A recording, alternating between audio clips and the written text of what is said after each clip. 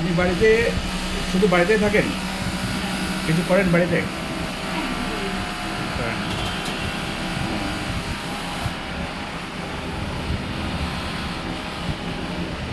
তা স্বামীকে আগের চেয়ে কি ভালো কিছু দেখছেন? ভালো কিছু বলতে এখন এই ওষুধটা খেয়ে থাকতে মোটামুটি একটু ব্যথা কমে যাচ্ছে। অত্যন্ত ব্যথা হতো, কাজে যেতে পারতো না, মাঝে মধ্যেই ভয় লাগতো। এইগুলো অনেকটা ঠিক আছে। তাহলে ভালোর দিকে যাচ্ছে।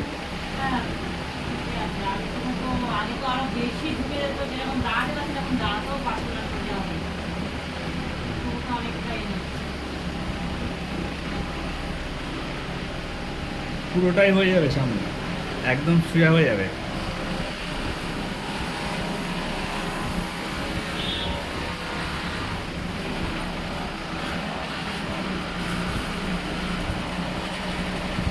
আপনাদের নয়া অবস্থায় অনেক পেশেন্টই সুস্থ হয়ে গেছে। এই তো অনেক ডাক্তারই দেখিয়েছি, ওখানে যে যা বলেছে সবটাতে এমনিগুলো তো বাদ আছে ছোটোখাটো, যেগুলো দেখেছি ভালো ভালো ডাক্তারকে দেখেছি, সবই এক কথা বলেছে, একই জিনিসই বলেছে যে এটা হয়েছে। কিন্তু তার কাছে যাচ্ছি কমছে না, আরেকজন হচ্ছে তার কাছে আবার যাচ্ছি, দেখছি যে একটুখানি গেলে একটু কমে, কিন্তু কোনো কিছুই হচ্ছে না।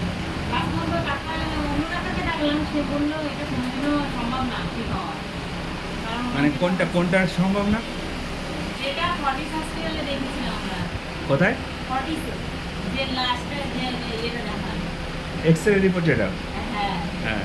এটাই হচ্ছে দেখেছি, উনিই বলেছে বললে এটা হবে না, ওনার হচ্ছে এই রোগ কখনো থাকবে না, ওষুধ খেতে থাকলে কমে থাকবে কিন্তু পুরোপুরিভাবে থাকবে না। এরা বলেছে। তাই নিয়ে ওষুধ খাচ্ছিল, খেতে খেতে নিজেই গেলে তো ওর আমার কিছু হচ্ছে না, আমি আর দেখাবো না। বলে ওনার কাছে তো আর যাই না। মানে ওনার ওষুধ খেয়েও এরকম সোজা হয়ে দাঁড়াতে পারেনি? না, ব্যথা যন্ত্রণা, উনি তো শুধু ব্যথা কমার জন্যই ব্যথার ওষুধটাই দিত। হ্যাঁ। সবসময় ওই ব্যথা। লিপিসাইড 90 টাকা দিয়েছিল আর কিছু দেয়নি। এবার কোনো কিছু না, শুধু ব্যথার ওষুধটা, ব্যথার ওষুধ রোজই খেতে হতো, না খেলে আবার ব্যথা, প্রচণ্ডভাবে ব্যথা হতো। এখন উনি বলছে যে ব্যথার ওষুধ খেয়ে গিয়ে আমি আর কত খাবো, আর খাবোই না। বলে ছেড়ে দিয়েছিল, ওই করেই ছিল। আস্তে আস্তে ওই যে ব্যথা যন্ত্রণা এবার সহ্য করতে করতে বলছে আর কোনো ডাক্তারকে দেখানো